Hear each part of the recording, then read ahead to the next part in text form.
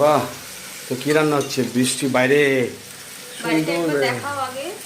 বাইরে কত বাইরে সুন্দর একদম বৃষ্টি। কালো হয়ে এসছে, মেঘ করেছে। আজকে আমাদের দোকান বন্ধ, কারণ সারাদিন প্রচন্ড বৃষ্টি।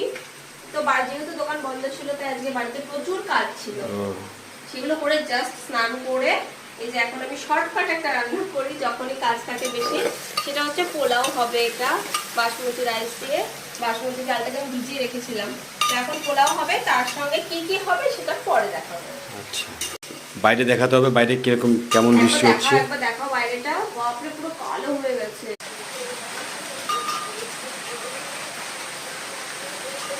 এটা আমাদের গাড়ি, এটা এই গাড়িতে আমরা ছোট করে ব্যবসা করি। এবার এই দরজাতে দেখো, এটা আমাদের দুটো কল লাগানোর একটাই উদ্দেশ্য। এই শীত যখন একটু চড়া দিন থাকে তখন জল ওঠে না এই কলে, তখন ওই কলটা ব্যবহার হয়।